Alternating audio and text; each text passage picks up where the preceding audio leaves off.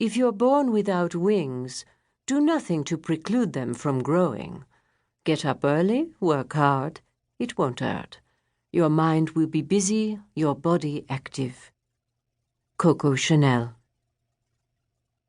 Gabrielle Chanel, who would grow up to be the essence of French chic, was born in a hospice for the poor at Saumur in France's Pays de la Loire on a blistering hot August afternoon in 1883. She was descended from a tribe of peasants who lived on the edge of a chestnut forest in the Cevennes and were driven by the blight to become itinerant peddlers. Her name was registered at birth as Chasnel. Quite possibly this was a slip of an official pen, or more likely, it was the ancient spelling of the family name, softened later to please the ear.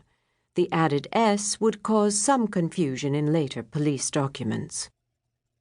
Her mother, Jeanne de Vol, unwed at Chanel's birth, and her street hawker father, Albert Chanel, were finally married a few years later. For the 12 years before Jeanne died, the family, a brood of 3 sisters, Julia Berthe, Gabrielle, and Antoinette, and 2 brothers, Alphonse and Lucien, lived here and there in shabby lodgings as Albert drove a horse-drawn goods wagon from one market town to another.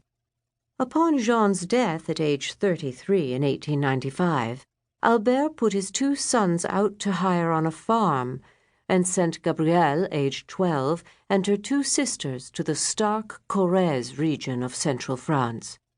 There, at the Aubazine convent orphanage founded in the 12th century by Etienne d'Aubazine, the Chanel sisters became wards of Catholic nuns. Years later, when reflecting upon her humble beginnings at the convent, Chanel recalled, "From my earliest childhood, I've been certain that they have taken everything away from me, that I'm dead. I knew that when I was 12. You can die more than once in your life." None of her biographers have speculated about how 12-year-old Chanel found life at the convent.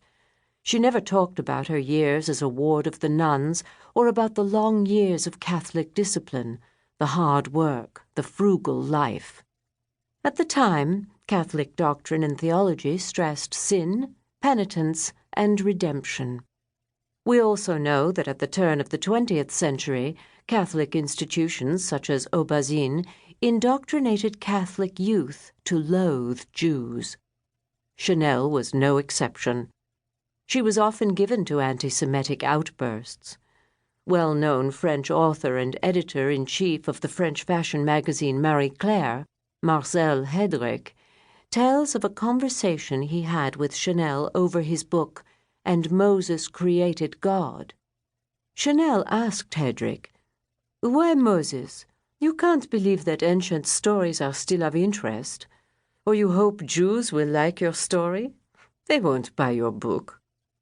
When the conversation turned to how new fashion boutiques were springing up like mushrooms in Paris, Chanel declared, "I only fear Jews and Chinese, and the Jews more than the Chinese." Hedrick observed, "Chanel's anti-Semitism was not only verbal, but passionate, demoded, and often embarrassing. Like all the children of her age, she had studied the Catechism. Hadn't the Jews crucified Jesus?" Christian religious beliefs for centuries held that Jews were the Christ killers. From the Middle Ages, Europeans preached that Jews are bad luck and excluded them from professions and corporations. Jews were banned in England in Shakespeare's time and considered socially inferior and fit only for collecting taxes, not work that would endear them to peasant families such as the Chanels. Later, the Nazis and even many less fanatical Europeans fervently believed in a Judeo-Bolshevik conspiracy, blaming the Jews for inventing communism.